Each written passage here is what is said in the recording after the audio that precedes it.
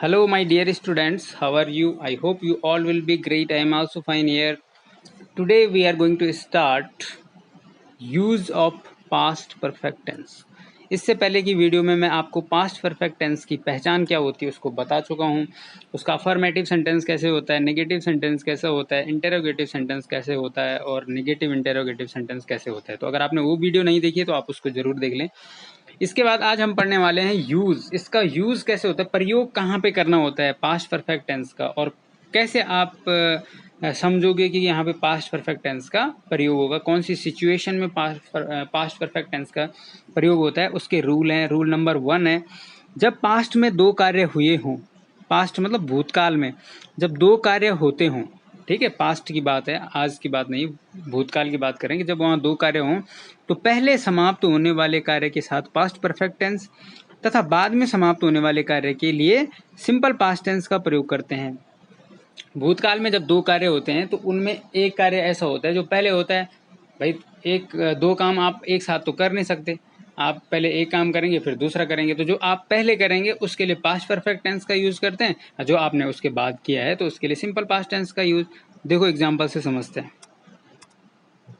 First example है, दो कार्य हो रहे हैं, ठीक है, जैसे डॉक्टर के आने से पहले रोगी मर चुका था।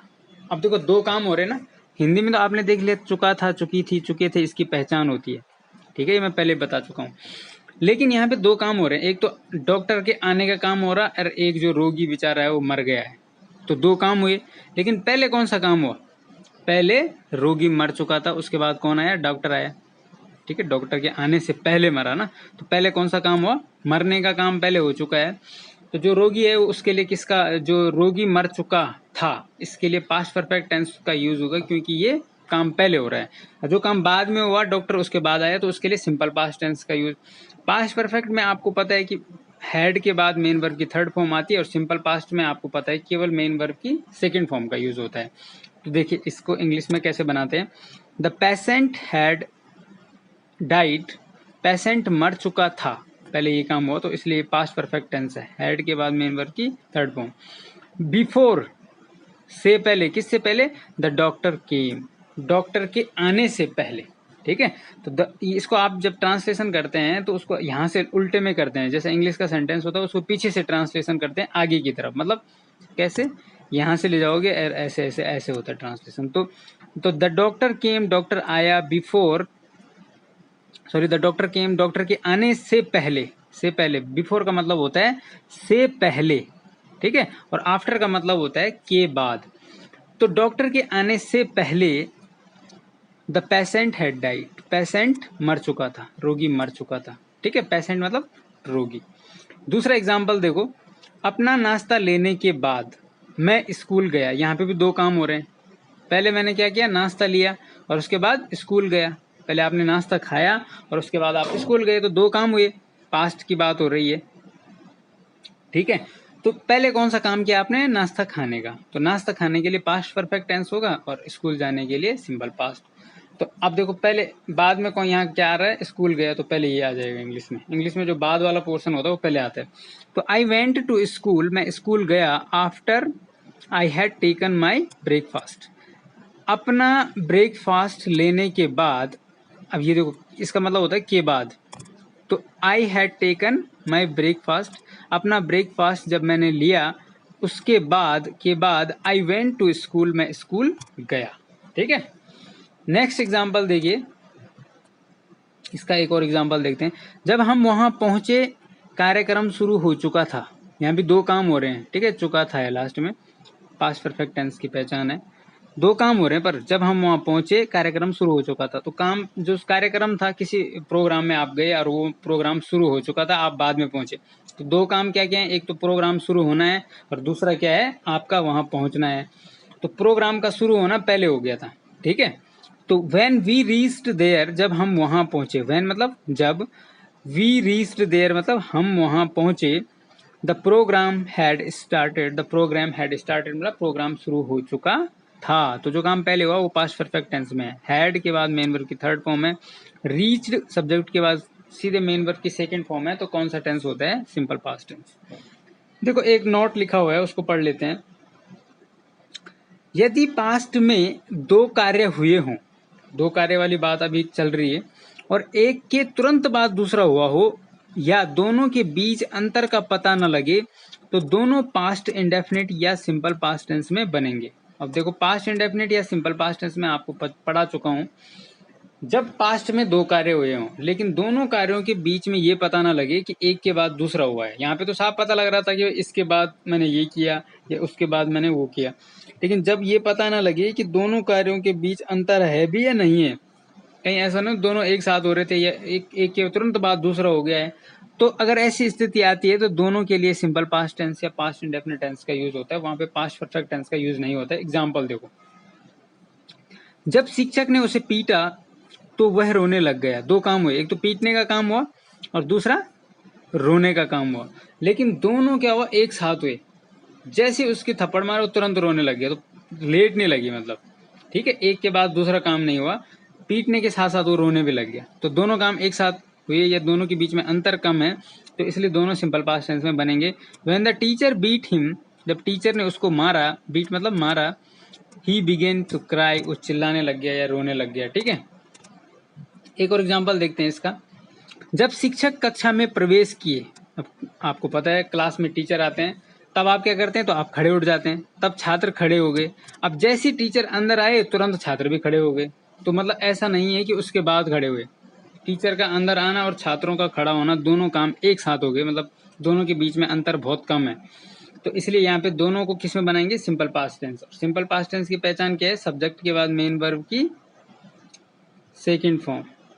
ठीक है, ये मैं आपको पढ़ा रखा है।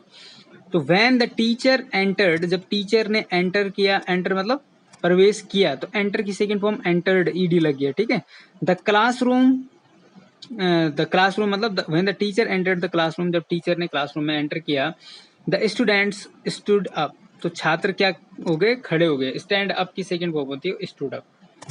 चलो आगे चलते हैं। अब इसका है रूल नंबर 2। अभी हमने एक ही रूल पढ़ा है जिसमें पास्ट में दो काम होते हैं, एक पहले हो एक बाद में हो, उसमें एक जो पहले होता है उसके लिए पास्ट परफेक्ट, जो बाद में होगा उसके लिए पास्ट सिंपल।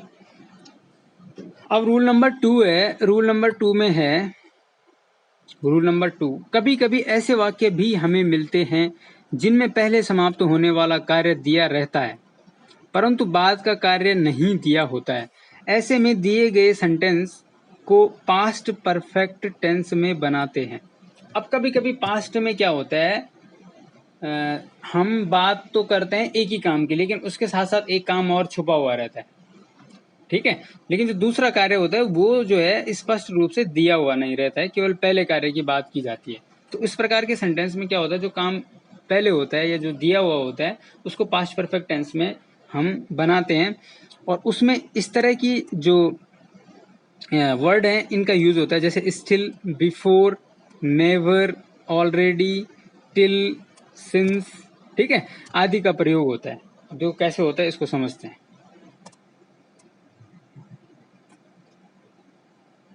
ओम गोपाल ने पहले ही अपना गृह कार्य पूरा कर लिया था। देखो, ओम गोपाल ने पहले ही अपना गृह कार्य पूरा कर लिया था। अब देखो यहाँ पे आ रहा है पहले ही, और पहले ही के लिए आता है ऑलरेडी। ठीक है, तो इस तरह के वर्ड इसमें आते हैं। स्टिल मतलब अभी भी, ठीक है, बिफोर मतलब पहले, नेवर मतलब कभी नहीं, टिल मतलब तक, सिंस मतलब से, ऑलरेडी मतलब पहले से। लिखते भी रहना जो आपको आता नहीं है। ठीक है, तो ओम गोपाल ने पहले ही अपना गृह कार्य पूरा कर लिया था, इसका मतलब किसी ने पूछा कि भाई ओम गोपाल पढ़ाई कर रहा है या नहीं कर रहा है, तो किसी ने बोल दिया, उसके घर में उसकी मम्मी ने बोला कि भाई ओम गोपाल ने अपना गृह कार्य तो पहले ही पूरा कर लिया था, अब वो खेल रहा है। ठीक है, तो इस समय वो खेल रहा था।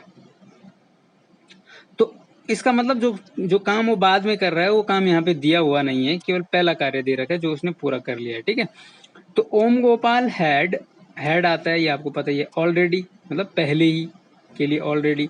ठीक है, Om Gopal had already completed, complete की second form completed his homework, अपना होमवर्क। एक और एग्जांपल देखते हैं इसका। मैं इससे पहले दिल्ली नहीं गया था, इसका मतलब इस बार ही गया हूँ। ठीक है, इस बार गया, इससे पहले नहीं गया था। तो I had never been to Delhi before. Never been to मतलब गॉन का मतलब भी होता है, तो I have never been to Delhi before. हाँ, तो आई हैड नेवर, मैं कभी नहीं गया। बीन मतलब गॉन के, गॉन भी लिख सकते हैं आप, या बीन भी लिखा जाता है, ठीक है, गॉन भी लिख सकते हैं। I had never been to Delhi, Delhi before मतलब इससे पहले, मैं इससे पहले दिल्ली कभी नहीं गया हूँ। अब एक और एग्जाम्पल देखते हैं। मैंने इतनी भयानक महामारी पहले कभी नहीं देखी। आजकल जो फैल रखी है वो क्या है, महामारी है, पैंडेमिक है, विश्वव्यापी महामारी है। महामारी तो एपिडेमिक होती है। तो मैंने इतनी भयानक महामारी पहले कभी नहीं देखी, इसका मतलब इस बार ही देखी है, इस बार ही ऐसी घटना हुई है, इससे पहले नहीं हुई थी। तो आई हैड नेवर सीन, मैंने कभी नहीं देखा था, सच अ टेरिबल, इतनी खतरनाक भयानक, टेरिबल मतलब भयानक भयावह, पैंडेमिक बिफोर महामारी, बिफोर मतलब इससे पहले, ठीक है। अब नेक्स्ट चलते हैं रूल नंबर 3 की तरफ। रूल नंबर 3 है पास्ट परफेक्ट टेंस का प्रयोग अनफुलफिल्ड एक्शंस, अधूरे कार्य, अनफुलफिल्ड डिजायर्स या विशेष, अधूरी इच्छा की अभिव्यक्ति के लिए किया जाता है। ये बहुत इंपॉर्टेंट है, कई बार कॉम्पिटेटिव एग्जाम में भी आता है। तो पास्ट परफेक्ट टेंस का प्रयोग जो है अनफुलफिल्ड जो एक्शन होते हैं पास्ट के, ठीक है, किसी की अनफुलफिल्ड विश होती है, कोई इच्छा होती है जो पूरी नहीं हुई होती है, तो उसके लिए भी पास्ट परफेक्ट टेंस का प्रयोग किया जाता है। कैसे किया जाता है, उसके लिए एक स्ट्रक्चर है। स्ट्रक्चर जैसे कि मैं आपको बताता हूँ, पहचान के लिए बताता हूँ, तो उसमें ये स्ट्रक्चर होता है पास्ट परफेक्ट टेंस का। जहां पे क्या होगा, अनफुलफिल्ड कोई एक्शन होगा, अधूरा कार्य होगा पास्ट का, या कोई अधूरी इच्छा होगी, तो वहां पे ये वाला स्ट्रक्चर होगा। इफ होगा, सब्जेक्ट होगा, फिर हैड होगा, मेन वर्ब की थर्ड फॉर्म होगी, ऑब्जेक्ट होगा, फिर सब्जेक्ट होगा प्लस वुड ऑब्लिक, इनमें से एक होगा, कुड भी हो सकता है, वुड भी हो सकता है, माइट भी हो सकता है। उसके बाद क्या होगा, plus have plus main verb की थर्ड फॉर्म, फिर अदर वर्ड्स। तो इस प्रकार का स्ट्रक्चर मिलेगा आपको। और इसका एग्जाम्पल अभी मैं आपको बताने वाला हूँ। इसका जो एग्जाम्पल होता है वो क्या है, वो यहाँ से देखिए आप। स्ट्रक्चर एक तो वो है जो मैंने आपको अभी बताया, इफ सही सबसे पहले आता है, फिर सब्जेक्ट है, फिर मेन हैड है, फिर मेन वर्ब की थर्ड फॉर्म है, फिर ऑब्जेक्ट है, फिर सब्जेक्ट है, फिर would could might have plus main verb की third form plus other words, ठीक है। उसी स्ट्रक्चर को आप ऐसा भी लिख सकते हैं, सेम है, कोई अंतर नहीं इन दोनों में। हैड पहले आ जाएगा, सब्जेक्ट इफ हट जाएगा, ठीक है, जो शुरू में इफ होता है, मेन वर्ब की third form, object, subject, would could might have, might, इन तीनों में से एक होगा, ठीक है, वुड कुड माइट में से, और उसके बाद हैव होगा, हैव सभी के साथ होगा, मेन वर्ब की थर्ड फॉर्म और अदर वर्ड्स। तो इस प्रकार के जो सेंटेंसेस हैं ये क्या बताते हैं, अधूरे कार्य, पास्ट के अधूरे कार्य या अधूरी इच्छाएं या विश, ठीक है, उनको व्यक्त करने के लिए। अब देखो क्या है, एग्जाम्पल से समझते हैं। अगर मैंने उसे कार्यक्रम में आमंत्रित किया होता तो उसने इसे स्वीकार कर लिया होता, लेकिन आपने क्या किया, ये ऐसा किया नहीं, ये आपकी अधूरी इच्छा है, ठीक है, अधूरा कार्य है कि आपने किसी को इनवाइट करना था, अपने दोस्त को इनवाइट करना था किसी कार्यक्रम में, अपने बर्थडे में, लेकिन आपने किया नहीं। आप बोल रहे हैं कि अगर मैं ऐसा कर लेता तो वो आ जाता, जरूर आ जाता, लेकिन ऐसा हुआ नहीं। तो ये क्या हो गया, अधूरा कार्य या अधूरी इच्छा है। तो if I had invited him, यदि मैंने उसको इन्वाइट कर लिया होता, अगर मैंने उसको, यदि भी हो सकता है, इफ मतलब यदि भी हो सकता है, अगर भी हो सकता है। तो इफ आई हैड इन्वाइटेड, यदि मैंने आमंत्रित किया होता, हिम टू द फंक्शन मतलब कार्यक्रम में मैंने उसको आमंत्रित किया होता, तो he would have accepted it, तो उसने इसको, ही देखो सब्जेक्ट आ गया, वुड आ गया, हैव आ गया, और मेन वर्ब की थर्ड फॉर्म हो गया एक्सेप्टेड, और अदर वर्ड्स ऑब्जेक्ट, ठीक है, तो उसने इसको स्वीकार कर लिया होता। अब पहले वाला देख लो, इफ है जो मैंने आपको बताया था, सब्जेक्ट है, हेड है, मेन वर्ब की थर्ड फॉर्म है, ऑब्जेक्ट है, ठीक है, अदर पार्ट्स। अब देखो एक और एग्जांपल देखते हैं। देखो इसी को हम ऐसा भी लिख सकते हैं, इसी को हम बिल्कुल ऐसा सेम भी लिख सकते हैं, एक ही बात है, ठीक है। अगर मैंने उसको कार्यक्रम में आमंत्रित किया होता तो उसने इसे स्वीकार कर लिया होता। If I had invited him to the function he would have accepted it, इसी को हम ऐसा भी लिख सकते हैं, ठीक है। Had I invited him to the function, यदि मैंने उसको फंक्शन में इन्वाइट किया होता तो he would have accepted it, तो उसने इसको स्वीकार कर लिया होता। एक और एग्जाम्पल देखते हैं। दूसरा एग्जाम्पल है इसका, यदि पंडित नेहरू कश्मीर समस्या को नहीं लटकाते तो यह मुद्दा पहले ही हल हो गया होता। अब यहाँ पे देखिए, यदि पंडित नेहरू कश्मीर समस्या को नहीं लटकाते, कश्मीर समस्या के लिए अक्सर जो है पंडित जवाहरलाल नेहरू को जिम्मेदार माना जाता है, तो यह मुद्दा पहले ही हल हो गया होता। तो ये क्या है, एक पास्ट में अनफुलफिल्ड एक्शन है, कोई काम है जो पूरा नहीं कर पाए, ठीक है। तो इसके लिए किसका यूज होगा, पास्ट परफेक्ट टेंस का। तो इफ पंडित नेहरू हैड, यदि पंडित नेहरू ने कर लिया होता, लटकाया नहीं होता, लिंगर्ड मतलब लटकाना होता है, तो हैड नॉट लिंगर्ड, लटकाना कोई ऐसा नहीं कि कहीं किसी चीज से लटका दिया, मतलब टाल मटोल करना, ठीक है। तो if Pandit Nehru had not lingered the Kashmir problem, Kashmir problem को लिंगर्ड नहीं करते, कश्मीर की जो समस्या है उसको लटकाते नहीं, तो द इश्यू, जो ये इश्यू था, मुद्दा था, could have been solved earlier, तो इस मुद्दे को किया जा सकता था, कुड हैव का मतलब किया जा सकता था, बीन सॉल्व्ड, सॉल्व, अर्लियर मतलब पहले, ठीक है। अब एक और एग्जांपल देखते हैं, यदि उसने मेहनत की होती तो वह 100% अंक प्राप्त कर सकती थी। देखो इसमें भी क्या है, एक अधूरा कार्य है, ये अधूरी इच्छा है, ठीक है। तो अधूरा कार्य क्या है कि उसने मेहनत करी नहीं, अगर उसने मेहनत करी होती तो 100% आते, उसके नंबर कम आ गए, ठीक है। इसका मतलब ये मेहनत कम रह गई, इसमें कुछ कमी रह गई। तो if she had worked hard, यदि उसने मेहनत की होती, इफ मतलब यदि, सी मतलब उसने, हैड वर्कड मतलब काम किया होता, क्या किया होता, हार्ड, हार्ड काम किया होता, कठिन मेहनत की होती, तो सी कुड हैव गॉट 100% मार्क्स, तो वो प्राप्त कर सकती थी 100% मार्क्स, मतलब 100% अंक। अब देखो एक और स्ट्रक्चर है इसका, जो विश वाला है, ठीक है, अनफुलफिल्ड डिजायर वाला। अनफुलफिल्ड डिजायर का मतलब अधूरी इच्छा। तो structure for the expression of unfulfilled Dzire, unfulfilled Dzire का मतलब आप लिख देना यहाँ पे अधूरी इच्छा। जब अधूरी इच्छा को व्यक्त करना हो, कोई आपकी इच्छा थी पास्ट में और वो पूरी नहीं हुई, ठीक है, तो उसको आपको अगर एक्सप्रेस करना है, तो अगर आप बोले कि काश में जो है, अगर मैं डॉक्टर होता, ठीक है, अगर मैं डॉक्टर बन गया होता, आप बने नहीं, ठीक है, अगर मैं अपनी क्लास में फर्स्ट आ गया होता, तो ये आपकी अधूरी इच्छा है, आप आए नहीं, ठीक है। तो आई विश ऐसा होगा, फिर सब्जेक्ट आएगा, फिर verb in the past perfect, मतलब हैड के बाद मेन वर्ब की थर्ड फॉर्म। इफ ओनली भी आ सकता है, आई विश का मतलब मैं चाहता हूँ, या काश ऐसा होता, इफ ओनली मतलब अगर ऐसा होता।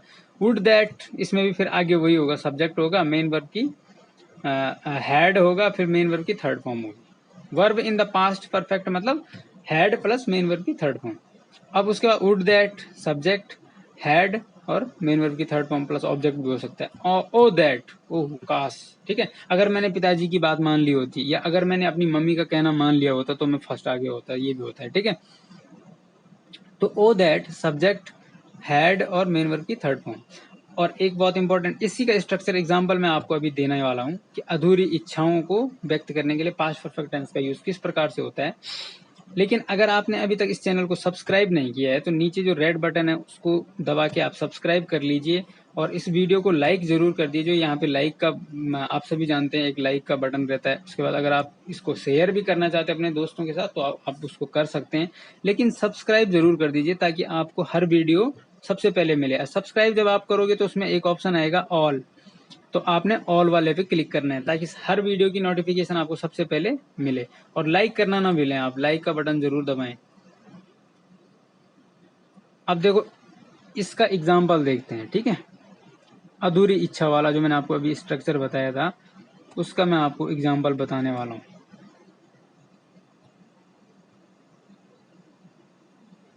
अब देखो एग्जाम्पल देखिए, सॉरी,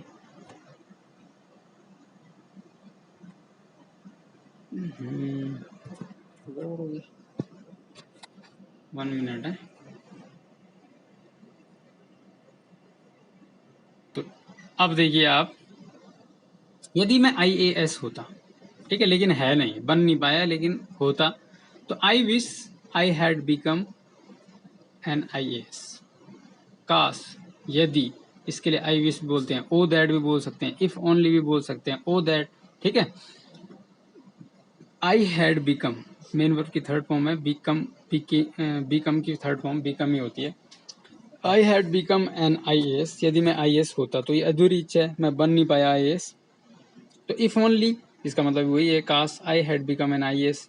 वुड दैट, इसका मतलब भी वही है, इफ ओनली भी लिख सकते हैं, वुड दैट भी लिख सकते हैं, आई विश भी लिख सकते हैं, इसका मतलब वही है, ठीक है।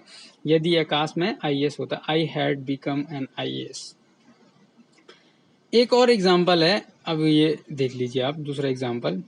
यदि मैं पिताजी के निर्देशों का पालन किया होता, आपके पापा ने आपको कुछ बोला था कि भाई पढ़ाई कर लो, और आप पढ़ाई नहीं करने के कारण आपके कम मार्क्स आ गए या आप फेल हो गए, तो आप उस बात पे क्या कर रहे हैं, अपनी अधूरी इच्छा प्रकट कर रहे हैं कि अरे यार अगर मैंने ऐसा कर लिया होता तो ऐसा हो जाता, ठीक है। तो I wish I had obeyed my father's instruction. काश जो है आई हैड ओबेड, मैं पालन कर चुका होता, ओबेड का मतलब पालन कर चुका होता, माई फादर्स इंस्ट्रक्शंस, अपने पिताजी के निर्देशों का, इंस्ट्रक्शन मतलब निर्देशों का।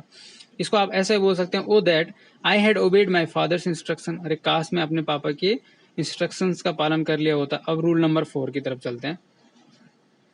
रूल नंबर 4 है पास्ट परफेक्ट टेंस का, to express actions that did not come to expectation. ऐसे एक्शन, एक्शन मतलब कार्य, एक्सप्रेस में मतलब मैंने आपको बता रखा है व्यक्त करना, ठीक है। ऐसे कार्यों को व्यक्त करना that did not come to expectation, जो हमारी उम्मीदों पे खरा नहीं उतरा, ठीक है। ऐसे कार्यों को व्यक्त करने के लिए भी पास्ट परफेक्ट टेंस का यूज होता है। कैसे होता है देखो, यदि पास्ट में किसी कार्य के होने की उम्मीद की गई पर कार्य पूरा नहीं हुआ, तो ऐसे कार्य को व्यक्त करने के लिए सामान्यतः वर्ब, कौन कौन सी वर्ब हैं, hope, want, expect, mean, suppose, think, assume, intent का प्रयोग होता है तथा वाक्य को पास्ट परफेक्ट टेंस में बनाया जाता है। तो जहां पे भी आपको ये वर्ब मिलेगी, hope, want, expect, mean, suppose, think, assume, intent, और वहां पे कोई पास्ट में किसी कार्य के होने की उम्मीद की गई थी पर वो कार्य पूरा नहीं हुआ, तो आप उस सेंटेंस को पास्ट परफेक्ट टेंस में बनाओगे। कैसे बनाओगे, एग्जाम्पल से समझते हैं। इसका एग्जाम्पल देखो आप, मैंने आशा की थी कि वो मुझसे मिलने आएगा पर नहीं आया वो, ठीक है, लेकिन वो काम हुआ नहीं। आपने उम्मीद की थी, आपको एक्सपेक्टेशन थी उस काम के होने की, लेकिन वो काम मतलब कोई पास्ट में काम ऐसा जो आप चाहते थे कि हो, लेकिन वो आपकी उम्मीदों के हिसाब से नहीं हुआ, तो उसके लिए पास्ट परफेक्ट टेंस का यूज होता है। तो तो ये आशा ही की थी लेकिन हुआ नहीं, तो आई हैड होप्ड, मैंने आशा की थी, दैट कि ही वुड कम टू सी मी, वो मेरे से मिलने आएगा लेकिन आया नहीं। नेक्स्ट एग्जाम्पल देखते हैं इसका। इसका जो दूसरा एग्जाम्पल है वो है, मेरा आपसे मिलने का इरादा था लेकिन दुर्भाग्यवश नहीं मिल सका। अब देखो काम हो नहीं पाया लेकिन इरादा तो था, ठीक है। तो पास्ट में ऐसा काम था जो करना चाह रहा था लेकिन वो मेरी उम्मीदों पे हुआ नहीं। तो आई हैड इंटेंडेड, इरादा मतलब इंटेंडेड, ठीक है, तो थर्ड फॉर्म में इंटेंडेड हो जाएगा। तो आई हैड इंटेंडेड, मेरा इरादा था, टू सी यू, आपको देखने का, मिलने का, सी मतलब देखना ही नहीं होता, मिलना भी होता है, ठीक है।